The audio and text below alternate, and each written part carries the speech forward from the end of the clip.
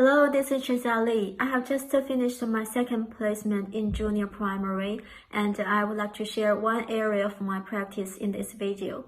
I use a lot of hands-on activities during my placement for teaching and learning about measurement, and I use a range of mathematical equipment and resources. I also incorporated hands-on activities in English. It is not hard to see that children were genuinely engaged and extremely motivated to have heated discussions. It is also found that students are better able to retain the information and recall it because learning becomes personally meaningful. And as I use a variety of hands-on activities, it helps me to differentiate when diverse students' interests are accommodated. Now I would like to share some examples of hands-on activities during this placement. In math, we were doing a unit plan of measurement which covered length, time, mass, and weight. In measuring length, students worked in groups of 3 or 4 and used paper tapes to make a root home on the table, and they used Unifix cubes to measure the length and arrange each of the roots in order from short to long. In the learning experience about time, students at each table had a clock, and they had lots of opportunities to read analog clocks and set the clock to a certain time.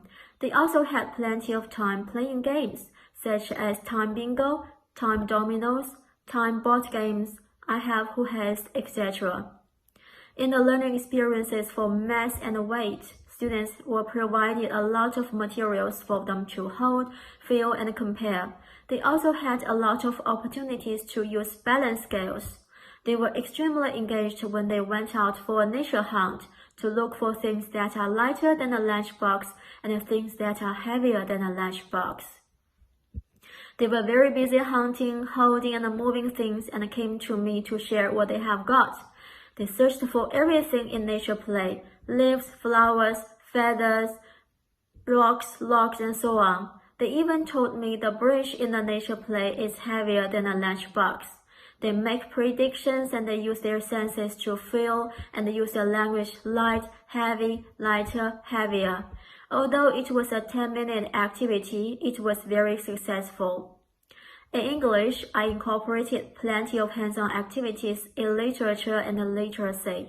Examples are story maps, matching sentences with pictures, sequencing sentences, making puppies, drawing, or making us, role plays, and dramas.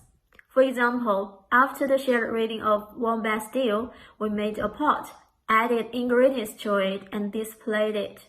After the shared reading of The Rainbow Fish, students each had a rainbow fish to color in, decorate, and display on the wall.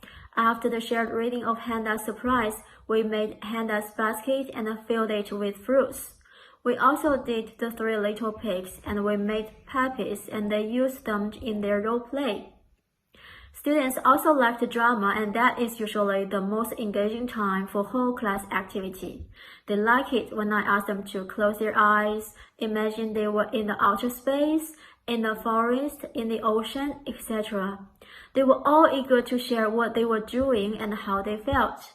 It helps them to engage and develop orally. There were also times that I asked them to move a lot and imagine, for example, they were elephants and trying to scratch their backs with one foot, or they were little fish and were trying to escape from the shark. While students find it fun and interesting, they were naturally engaged in the learning experience planned for them. These classroom practices demonstrate that I know the students and how they learn, and I'm able to plan for and implement effective teaching and learning experiences.